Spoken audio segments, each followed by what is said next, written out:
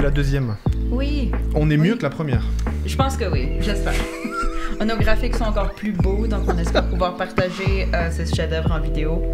Mais sinon, ceux qui nous écoutent juste en audio, allô. Allô, oubliez pas, on est en podcast à chaque fois, vous nous retrouvez dès demain en podcast pour ceux qui ont pas le temps là maintenant d'écouter l'émission parce que nous il est pas très tard. Ouais.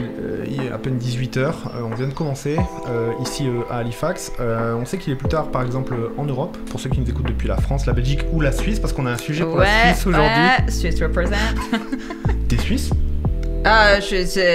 Génétiquement, oui. Mais oui, mon papa est suisse, donc voilà. Ok.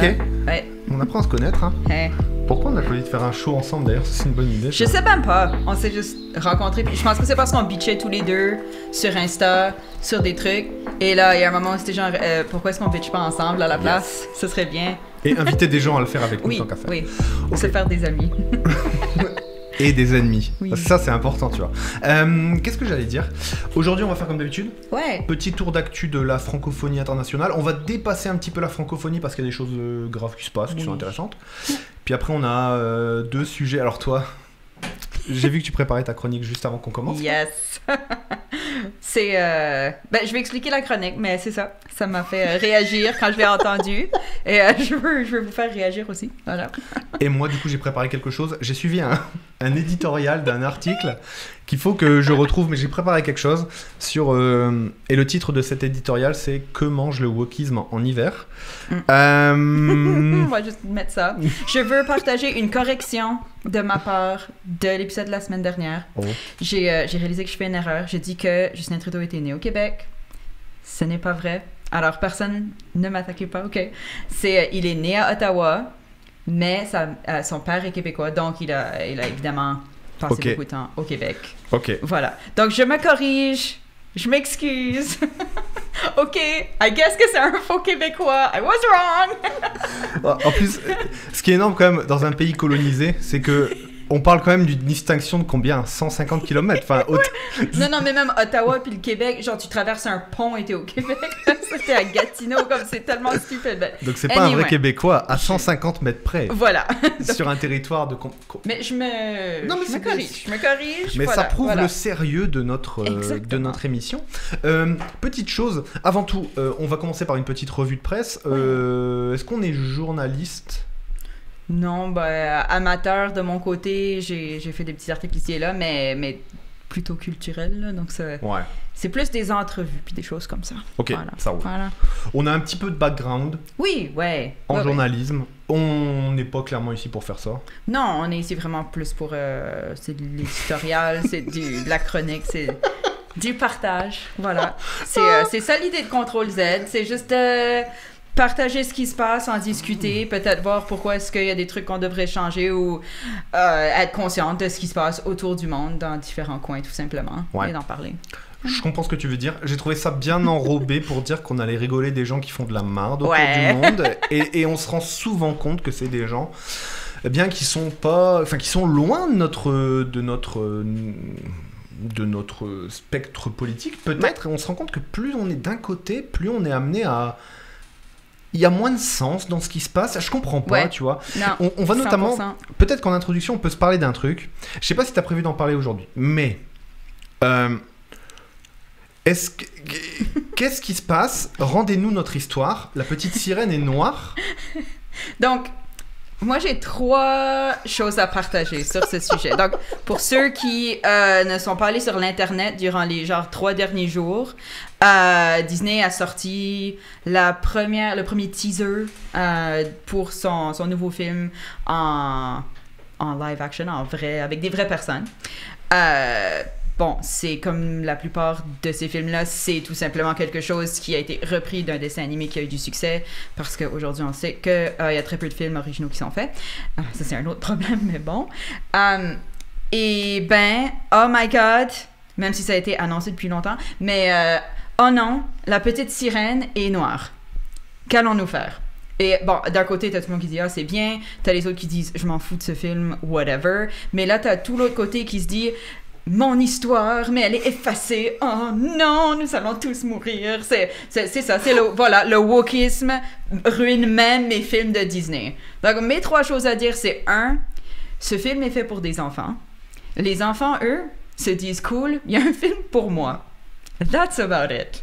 Si t'es pas content à propos du reste, peut-être que tu devrais revoir tes priorités personnelles. Deuxièmement, le film de Disney animé est lui-même une adaptation d'une fable qui est méga adaptée et pas très fidèle à l'original. Alors, si on veut vraiment chialer d'adaptation, let's talk about that. Puis finalement... Ouais, non. Et troisièmement... Je vais finir. C'est une sirène. C'est un être qui n'existe pas, qui est à moitié madame, à moitié poisson. Est-ce qu'on pourrait, genre, pas parler de sa couleur de peau comme quelque chose de réel qu'on est en train d'effacer? Like, si elle était violette, ça ferait pas de différence. Un fucking queue de poisson. What? C'est comme, où est le monde si le problème le plus intense que tu vis cette semaine, c'est la petite sirène à la peau noire? Oh mon Dieu! So, there you go. C'est ça mon avis. Calmez-vous. OK. Comme franchement, là, est-ce qu'on peut mettre notre énergie ailleurs? OK. Voilà. C'est bien. J'ai lu un truc qui me semblait vraiment intéressant, c'est que au moment où il l'écrit, la petite sirène, il semblerait que ce soit une allégorie de ce qui est impossible de faire pour lui. Et en gros, il semblerait... alors, il y a une interprétation sur l'homosexualité de l'auteur. Et la petite sirène incarnerait le personnage qu'on ne peut pas atteindre, tu vois, qui est un peu la sirène, et qui pour lui, peut-être dans une société un peu plus normée de l'époque, tu vois, en gros, vivre pleinement son homosexualité, tu vois. Wow, ok. Et du coup, en gros, le truc, si cette théorie, bon voilà, on sait ce que c'est que la littérature, voilà. Si cette théorie se révélait exacte, tu vois, ce serait ouf parce que le rendez mon histoire, tu vois, de la petite sirène et rousse, ça voudrait dire, en gros, laisser les auteurs être homosexuels, tu vois. Tu vois, genre c'est... Ah mais là ça va trop de l'autre côté, c'est de l'anti. C'est triple woke. Ah, c'est cool. Triple woke puissance 3. Ah ouais, c'est bien, on est bon. Donc voilà, donc ça c'est ce que j'ai lu, ça me semblait intéressant. Oui, effectivement, que la petite sirène ait des écailles de couleur. Ah non, mais c'est ça. Qu'est-ce qu'on s'en tape? Surtout que, est-ce qu'on peut plus ne pas être content que Disney refait 150 fois les mêmes films pour se faire vraiment beaucoup d'argent à la place de nous proposer de nouveaux trucs? Ça serait sympathique. Ça, voilà. Moi, c'est plus ça où je suis comme, oh my god, un autre live action Disney, comme... Je sais que ça vous fait tellement d'argent, je comprends. Ouais. Et de l'autre côté, il y a quelque chose que les enfants vont aimer. Cool, genre, c'est bien des films pour enfants. C'est ça, j'ai rien d'autre à dire là-dessus, mais c'est ça, c'est plus genre... J'aimerais bien de nouvelles histoires. Je comprends. Ouais. Après, on pourrait lever un loup dès maintenant, on pourrait rappeler que Walt Disney soutenait quand même les nazis, mais on va peut-être pas le dire maintenant. On va rester sur la petite sirène, c'était très bien. Mais maintenant, la petite sirène est noire, donc écoute, ça va on réécrit l'histoire, voilà. C'est corrigé. Tout va bien. C'est corrigé. Du coup, on parlera, bien sûr, nous on est au Canada, donc on parlera de Pocahontas la fois prochaine. Écoute, non, moi c'est... Non. Moi, c'est comme mon Disney préféré, là, donc on n'y touche pas. C'est vrai? Yeah. Mais imagine Pocahontas en blanche. Voilà. Disney, vous pouvez nous voler cette idée? Non, mais là, on reverse, regarde, les gens qui viennent coloniser, c'est pas les British, en fait, c'est les Premières Nations. Oh my God! Oh my God! Ouais, Mais non, mais là, ça va devenir trop woke dans ce sens-là. Là, ça va déranger c'est vrai, trop. C'est vrai. Moi, j'ai toujours rêvé, mais je sais pas, j'en ai déjà parlé ou pas. J'en ai déjà parlé une fois, mais c'était dans un épisode qu'on a enregistré test. Du coup, je l'ai pas vraiment dit. Enfin, c'est pas révélé encore. Je rêve de faire un film. Ah bah oui, c'est vrai. Et où en fait, tu vois, c'est t'as le départ. C'est dans une ville espagnole, bien sûr. Dans le port, t'as le commandant qui réunit des marins pour une traversée épique, qui se prépare en plus. Voilà, faut quand même avoir un petit peu la foi pour pouvoir avoir envie d'aller vers un endroit qu'on sait pas ce qu'il y a, tu vois. Et donc tout se prépare. C'est une scène d'à peu près un quart d'heure, tu vois. Donc c'est long, un quart d'heure de préparation d'un bateau. On comprend tout ce qui se passe derrière, tu vois. Et au moment où la Pinta, la Ligna et la Santa Maria, les 3 caravelles là, se mettent à sortir, tu vois, de la rade du port. Et de l'autre côté, il y a une musique de ouf avec des tambours de malade, tu vois, qui arrivent. Et t'as des énormes destroyers en acier, tu vois. Genre, tu vois, des croiseurs de fou, tu vois. Avec en plus, et du coup, ben, des membres des Premières Nations, tu vois, qui arrivent de l'autre côté, mais qui sont technologiquement tellement avancés par rapport à nous. Qui tu les vois butent. Exactement, mais tu vois, et en gros, qui réduisent un peu les chrétiens en esclavage, etc., et qui les enfin, tu vois. Mais je pense que, au-delà du film qui pourrait être cool à faire et marrant, et puis de se dire on renverse un petit peu la table, je pense que ça te fait réaliser autrement ce que toi t'as pu faire super, parce que entre appeler à la réconciliation, tu vois, et puis de bonne foi, et puis on va en parler aujourd'hui, tu vois, mais de bonne foi et tout, et en même temps voir des images de ce que, ok, nous si on avait subi ça, tu vois, au Moyen-Âge, de se faire débarquer sur la tronche par des gens avancés technologiquement. Voilà. Non, mais c'est ça. Mais c'est pour ça, à chaque fois que je vois qu'il y a beaucoup de choses qui ont été complètement effacées à cause de ça, mais qu'il y a encore des langues des Premières Nations qui ont survécu, qu'il y a encore des traditions qui surviennent et maintenant qui peuvent être célébrées. Quand tu penses à ce qui s'est passé, c'est complètement incroyable qu'il y a encore ces langues-là qui sont là. Il y en a beaucoup qui ne sont plus là, mais quand même, ça montre la résilience de l'humain, de sa culture, en fait. Pour les gens qui nous écoutent ailleurs qu'en Amérique du Nord. Donc, je vais dire la chose que je dis aux Français qui arrivent ici. Et c'est que Indien est un super terme pour des gens qui viennent d'Inde. c'est le bon mot. Mais pour n'importe qui d'autre, c'est un nom. Des Amérindiens, c'est quelqu'un qui vient d'Inde, qui habite en Amérique. Sinon... Ben, c'est vraiment pas le bon terme, mon ami. Ici, on appelle ça des Premières Nations. Parce que c'est les premières personnes, les premiers humains qui ont vécu ici. Et, ben voilà, c'est le terme qu'on utilise parce que on les respecte. Voilà. Donc, Amérindien, ça marche pas non plus? Ben, personnellement, c'est con. Ok. Genre, moi, il y a quelqu'un qui m'a dit j'ai parlé à un Amérindien de Guyane et j'ai ri dans sa face parce que je trouvais que c'était tellement stupide. Genre, man, tout ça est tellement pas connecté quand tu le décortiques, que je te genre, c'est quoi un Amérindien? C'est un Indien d'Amérique, ok? Alors décortiquons ça, let's go! Donc quand tu t'écoutes, right? Comme c'est littéralement ça, et je sais que ça vient pas, comme si c'est quelqu'un qui utilise ces termes-là, c'est pas pour vous attaquer non plus, là, évidemment, mais c'est juste, on regarde, ben on contrôle Z, on regarde ça, on efface, on réécrit mieux, voilà. Eh ben, c'est ma première effaçage de la journée, tu vois? Donc là, c'est bien, Amérindien, c'est proscrit. Première Nation. J'adore ce terme. C'est pas mal simple, c'est direct, ça explique ce que c'est comme... Carrément. Ouais. Carrément.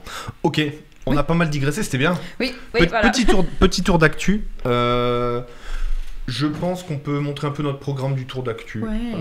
On peut pas dire le nom de la personne qui est à la régie, mais qu'est-ce qu'on l'aime fort. Oui.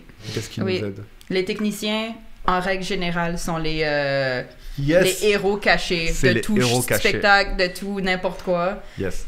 Ça, pensez toujours à eux. Tu peux afficher l'écran. C'est parti. Yeah. Donc on va parler dans ce tour de l'actu francophone de la semaine. On va parler des glaciers suisses qui parlent pas français mais qui fondent, de l'Azerbaïdjan vs l'Arménie. Alors, c'est pas tout à fait très proche, c'est pas tout à fait francophone, mais il s'est passé des choses quand même importantes et surtout qui n'ont pas été très couvertes par l'actu internationale en général.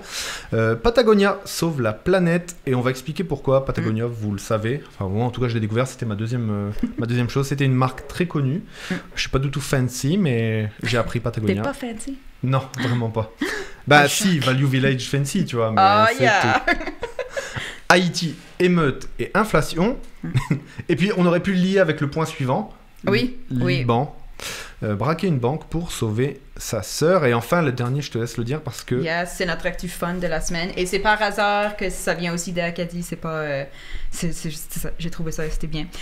Les confessions acadiennes sont de retour. J'ai vraiment hâte de savoir ce que c'est. Yes. Ok. Alors, du coup, on peut commencer sur ce premier article. Je te laisse... Donc, c'est ça, on est en Suisse. Donc, le massif des Diablerets. Oh non! Non, c'est bon. Notre connexion! Je vais le remettre. Allez, voilà, tout va bien. Tout va bien. Parfait. Le massif des Diablerets, les glaciers du Saint-Fleuron et du Skex Rouge sont désormais séparés. Donc, c'était deux gros glaciers qui avaient une partie qui les gardait ensemble. Et puis, ben, il fait chaud et les choses fondent. C'est une fondue suisse. Écoute, les gars, c'est déprimant, le réchauffement climatique, pour rire un peu. Non, mais t'as carrément raison. Donc, les 3 portions de glace qui relient encore les glaciers de Saint-Fleuron et de Skex-Rouge sur le massif des Diablerets a désormais totalement fondu séparément, définitivement 2 glaciers et laissant apparaître une langue de terre qui n'avait plus été à l'air libre depuis plus de 2000 ans. Donc, ça donne quand même la perspective vraiment que ça fait pas 50 ans qu'on n'a pas vu cette terre-là. Ça fait 2000 ans. C'est... Un truc qui me fait réagir, c'est qu'il y a plein de gens qui... on parle de la fonte des glaces, et notamment des parties, tu vois, sur le cercle polaire, notamment les taïgas, les toundras, toutes ces... Et donc, du coup, la fonte du pergélisol, en anglais qu'on appelle permafrost, mais c'est la même chose. C'est cette couche de glace qui gèle la terre en même temps et qui, en fondant à cause du réchauffement climatique, va libérer des gaz, notamment des gaz à effet de serre, mais aussi autre chose qui fait vraiment flipper tout le monde. Et alors, les géantes bactéries. Et en fait, et c'est pour ça que c'est marrant parce que là tu ça m'a dis... fait voir ça là. Quand je regardais ça, il y avait d'autres trucs qui étaient en train d'être proposés. Je suis comme non, pas aujourd'hui. Non, on a déjà fait assez. Mais là, tu vois, la langue de terre de 2000 ans, tu te dis quelles sont les maladies qui sont qui n'ont pas traversé les 2000 ans et qu'on n'a pas trop envie de retrouver, tu vois. Ouais. En plus de tout le reste là, ça non. Carrément. Donc voilà, ça c'est premier point. Ouais. Le deuxième, ça c'est un truc qui nous touche plus ou moins parce que c'est proche de... c'est au nord du Moyen-Orient en fait, en gros. C'est pas loin de l'Europe, c'est surtout pas loin du Liban pour les amis qui sont... pour les francophones là-bas, puis pour tous les gens qui habitent dans la région. C'est un des plus gros affrontements entre l'Azerbaïdjan et l'Arménie depuis l'année 2019, 2020, si je dis pas de bêtises. 135 militaires, c'est beaucoup. Ouais. C'est presque le début d'un conflit et on ne sait pas de quelle manière ça va pouvoir évoluer. Donc à Erevan, au moins 135 militaires arméniens ont été tués cette semaine dans les pires affrontements frontaliers entre l'Azerbaïdjan depuis la guerre de 2020, selon le bilan annoncé vendredi par le Premier ministre arménien Nikol Pachinian. Ouais, donc en gros cet affrontement, c'est comme beaucoup d'affrontements entre deux pays, c'est pour un peu un morceau de terre et il y a des raisons culturelles, il y a des gens qui veulent aller d'un côté de l'autre, etc. Si après toutes les séparations et les frontières qui ont été créées suite à l'URSS qui a été dissous, il y a des endroits où c'est plus ou moins stable, mais il y a des endroits où les gens se sentent encore « Ah, moi je suis plus ci, moi je suis plus ça ».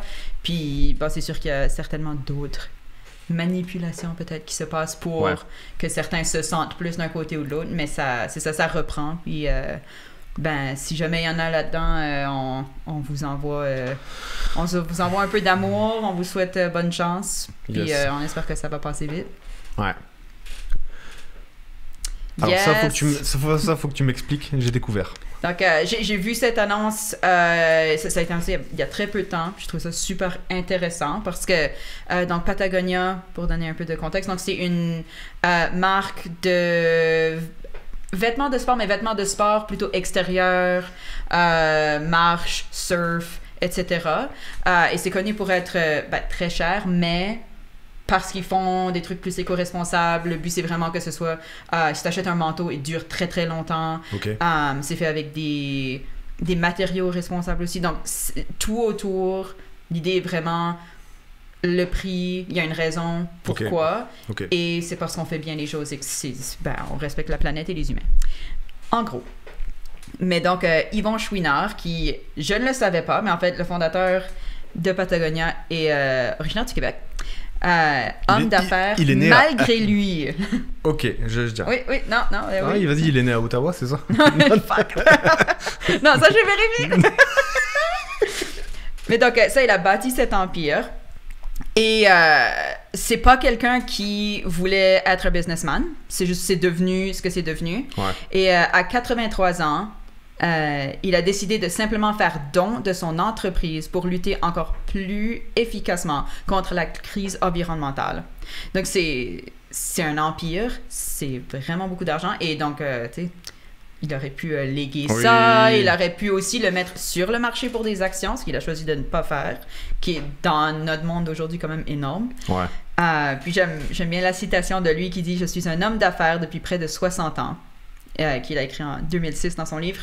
Il est aussi difficile pour moi de prononcer ces mots qu'il est difficile à d'autres d'admettre qu'ils sont alcooliques ou avocats. Donc pour lui, c'était genre, oui, je fais ça, mais gross, je veux pas faire partie de ce monde. Okay. Moi, je veux faire du surf. Moi, je veux faire du hiking.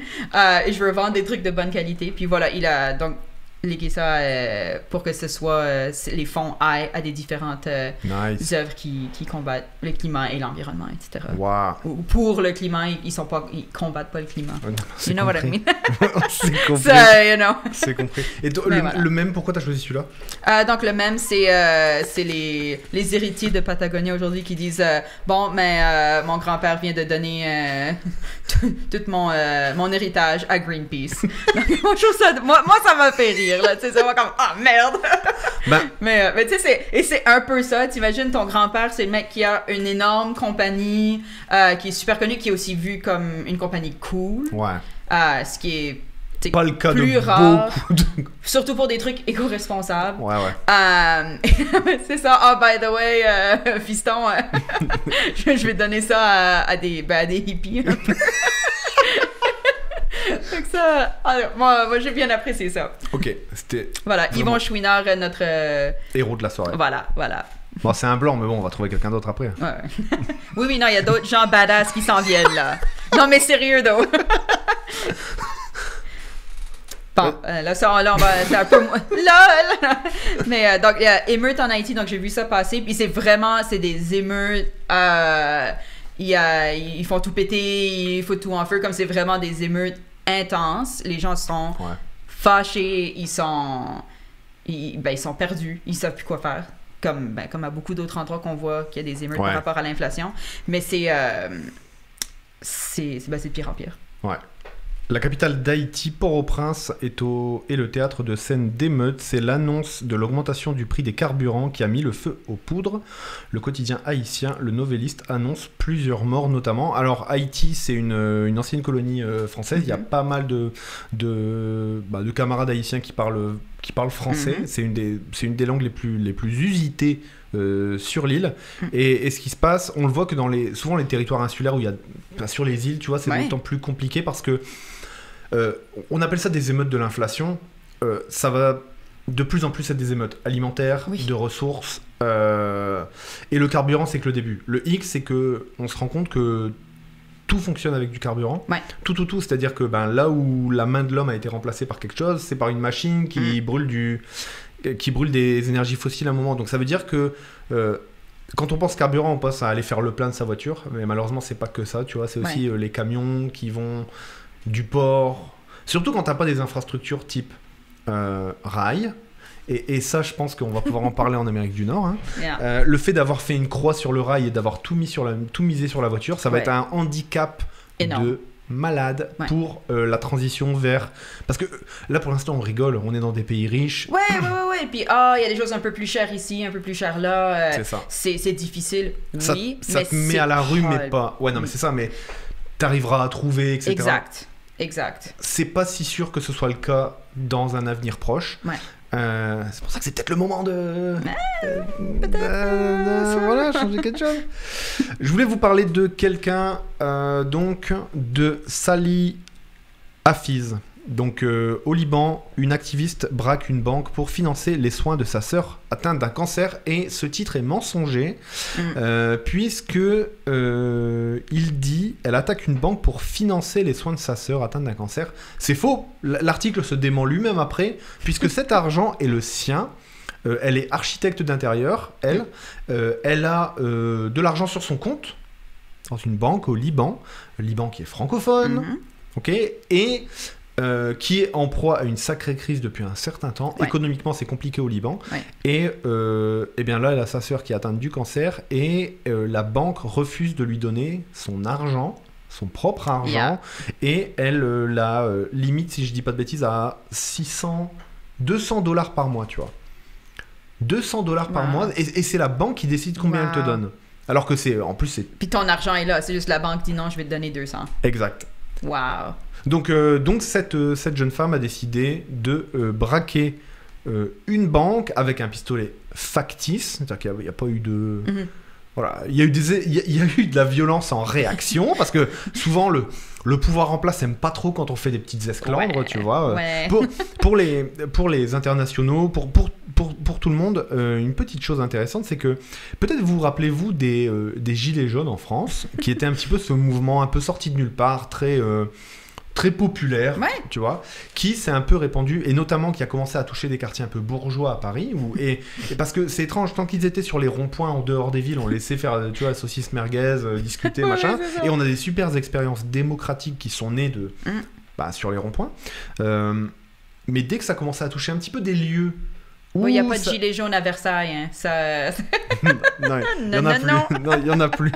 Et bien, rappelez-vous peut-être, pour ceux qui l'ont vu, comment le Fouquet's avait réagi à l'arrivée des gilets jaunes, c'est-à-dire qu'il s'était paré il me semble, de protection en acier, et tout, tu vois, pour pas que les lieux de la bourgeoisie soient touchés. Et en fait, en gros, ça montre un petit peu que là, la réaction a été forte vis-à-vis d'elle, parce que c'est un sacré symbole. Ça m'a fait un petit peu penser à... je sais pas le nom en anglais de cette série, mais La Casa des Papel, tu vois, où en gros... Alors après, La Casa des Papel, c'est très romancé et... Bref, on pourra en parler des heures et des heures. Il y a plein de choses qui vont pas forcément, mais en tout cas, dans l'initial de dire la finance mondiale, des fois, est pas folle pour faire qu'on s'en sorte tous bien. Et en tout cas, voilà. Et donc, elle, c'est plutôt marrant, ça. Moi, ce que j'espère, c'est qu'elle elle aura pas trop de problèmes. Et puis surtout que, parce que pour elle, c'était une question de vie ou de mort aussi vis-à-vis de sa sœur. Non, mais littéralement, c'est genre, j'ai l'argent pour aider ma sœur pour qu'elle ait les traitements dont elle a besoin à cause de son cancer. Exact. Mais la banque dit, non, tu peux seulement en sortir X montant. Donc, exact. Elle a décidé de faire quelque chose pour changer ça, puis peut-être faire bouger un peu, mais ça montre à quel point, même si tu suis les règles, ça devient littéralement une question de vie ou de mort, parce que t'as pas accès aux choses dont t'as besoin, même si tu les as. Exact. Yeah. Donc, c'est un peu notre badass de la semaine. Carrément. Ouais. Je vais essayer de trouver une meilleure photo, et puis on essaiera de partager en story et tout. Yes. Ouais. Alors là, ça c'est ta Madeleine de Proust. Donc, Confession acadienne, c'est une plateforme qui a été commencée il y a quelques années. C'était sur Facebook originalement. Puis, il y a quand même eu des centaines de confessions. Puis en gros, c'est qu'en Acadie, c'est petit. Et on se connaît un peu tous, surtout ceux dans la sphère francophone ou dans certaines sphères de ce genre-là. Et donc, il y a la PAPES, maintenant PAPEX, parce que c'est Yel utilise les pronoms Yel, et a décidé de finalement rouvrir le confessionnal. Donc, c'est complètement anonyme. Il y a un Google Form qui ne garde pas ton information, où tu donnes ta confession acadienne parce que tu as besoin de l'exprimer, mais si on sait que c'est toi, peut-être que ça va pas super bien se passer, ou que il y a des trucs il y a du drama. C'est vrai, il y a des vrais trucs... mais c'est en fait pour ça que ça a été déplacé sur Instagram, parce que ça aurait pu continuer sur Facebook. Sur Facebook, je crois que c'est autour de 800 personnes qui le suivaient, mais c'est que vu que sur Facebook, les gens qui sont pas contents ou sont très réac pouvaient réagir régulièrement, intensément. D'accord. Et tout, ça fait beaucoup de trucs à gérer qui sont pas le fun. Et donc sur Instagram, bien que ça peut se passer, c'est quand même beaucoup plus relax et il y a moins... Les gens commentent moins sur Instagram, c'est pas une plateforme pour ça. Non. Donc voilà, donc maintenant ça a migré sur Instagram. Alors je donne un exemple de confession, que cette confession, si on savait qui c'était, ça se passerait mal pour cette personne. Donc, l'an dernier, j'ai quitté une job que j'avais dans le cercle communautaire acadien francophone, and I could not feel better. C'est nice de prendre de la distance. C'était plus pantoute bon pour moi de rester. Puis je me sens more moi-même, sachant que j'ai du value beyond mes implications. Donc, en gros, j'ai quitté cette job dans cette toute petite... Parce que t'as la sphère francophone et là, t'as la sphère communautaire francophone qui est encore plus petite. Et la personne se sent mieux parce qu'elle en est sortie. Mais si dans ce tout petit groupe-là, on sait qui t'es, tu seras peut-être pas bien revenu. Ou peut-être, mais peut-être pas. Donc c'est ça, c'est un endroit où il y a des confessions de toutes sortes. Ça, c'est dans les plus récentes. Alors voilà. Nice. Si vous voulez vous confesser, cher enfant. Oui. Le confessionnal est ouvert. Oui, en plus, alors, en arrivant ici, au Canada Atlantique, à Halifax, j'ai eu une question assez rapide pour moi-même, c'était, c'est quoi qu'est-ce qu'est être acadien ou acadienne Et donc, je suis allé voir la Fédération acadienne de la Nouvelle-Écosse et je leur ai dit, est-ce qu'il y a une définition ? Parce que au Canada Atlantique, tu peux, ou au Canada, mais je pense aux États-Unis c'est peut-être pareil, mais attends, moi je voulais une plaque d'immatriculation avec le drapeau bleu, blanc, rouge, avec l'étoile. Et donc, mais je me suis dit, je suis peut-être pas légitime pour l'avoir. Parce que je sais que l'argent que tu mets dans ton immatriculation, elle va être reversée aux organismes communautaires qui, acadiens ou francophones de la Nouvelle-Écosse. Donc, quitte à payer un truc, autant que ça serve à tout le monde, tu vois. Non, mais puis c'est ça. Quitte à supporter la cause aussi en ayant le drapeau. Et donc, je me suis dit, oui, mais attends, je viens de débarquer de France en février. En juillet, j'ai un char. Ça fait adoption rapide, tu vois. Adoption rapide.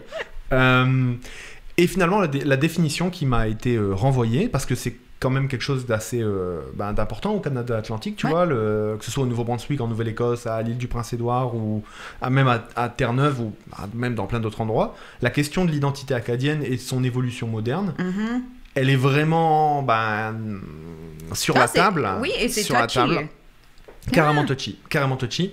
Et ce qui m'a été répondu, c'est « est acadien celui qui a la cause de l'Acadie à cœur et qui s'en devrait un peu ». Qui sent de... Et ça, du coup, je me suis dit, boy, je peux aller chercher ma plaque. Et la femme au comptoir de Access Nova Scotia me dit, oh, vous avez de la chance, c'est la dernière. Oh, J'étais trop content. J'étais trop content. Donc voilà, bref, tout ça pour dire, oui, donc j'irai me confesser, mais après, moi, j'ai pas... Peut-être qu'il y a un jour où tu vas dire, oh, j'ai quelque chose à dire. Ben là, tu sais où le faire. Yes. Sur Instagram, du coup. Ouais, sur Instagram. Le nom de la page s'appelle ? C'est Confession acadienne. On peut pas se tromper. Non. C'est vraiment nice. Yeah. On peut enchaîner. Je sais pas quelle heure il est. En 45 ? C'est bien, ça fait un... pause. Ouais, on peut se faire une petite pause maintenant. Là, pour l'instant... C'est des émissions test, hein, les amis. On chill, on enregistre des podcasts, on vous met deux parties. Là, on a fait l'actualité francophone de la semaine, c'était cool. Et puis pour la deuxième partie, je pense qu'on a chacun des trucs à... on a des chefs-d'œuvre à vous partager. Des trucs à dire. Oubliez pas, on est sur Twitch. On enregistre cette émission sur Twitch en direct chaque vendredi soir. N'hésitez pas si vous voulez réagir, discuter avec nous, réagir dans le live, dans le chat. Nous parler, on serait vraiment ravis. Le but, c'est de construire un truc ensemble, d'accepter cette fin du monde entre francophones. Peut-être l'empêcher, peut-être qu'à un moment, on arrivera à faire quelque chose pour l'empêcher. Regarde, il y a peut-être d'autres businessmen qui vont décider de léguer leur empire. Pour des aider bonnes la cause. Par exemple, je pense à un businessman super altruiste, un mec qui s'est construit tout seul. Elon Musk. Ben oui, oh my god, of course. Mais si. Ben oui, c'est le mais mec il va sauver le monde. Mais en plus, il va sauver le monde et en plus, il est pas né dans le sang des Africains du Sud qui allaient chercher des pierreries dans le sous-sol de la mine de son père. Ben bien sûr que non, c'est C'est vraiment un self-made man. Exactement. Bref, on va vous laisser sur notre avis d'Elon Musk. Oh mon Dieu, les gens qui admirent Elon Musk, j'ai envie de leur faire caca dans la bouche. Si vous aimez Elon Musk, écrivez-nous pourquoi. Mon Dieu, mais ça, on parle pas du technicien ou de l'ingénieur, hein, tu vois. Mais on parle de la personne qui prend des avis politiques pour dire qu'il s'est fait lui-même et qui en plus... Alors attends, tu sais qu'il a payé des gens... ça me fait penser aux États-Unis du 18e, 19e, tu vois. Il a payé des gens pour empêcher des grèves dans ses usines Tesla, tu vois. What? Des briseurs de grève. On se croirait revenu à Germinal, quoi. Mon histoire préférée, qui est la plus étrange de toutes que j'ai entendue. Et il y en a des tellement étranges et horribles. C'est, il y a une hôtesse de l'air qui a refusé de lui faire des faveurs. Qui était... Bon, je crois que ça a commencé avec masser ses pieds et ensuite ça devenait sexuel. Est-ce que le massage de pieds était sexuel? Je ne sais pas. Mais bon, elle a refusé. Mais pour qu'elle ne le divulgue pas, il a proposé de lui offrir ce qu'elle voulait et elle aimait les chevaux.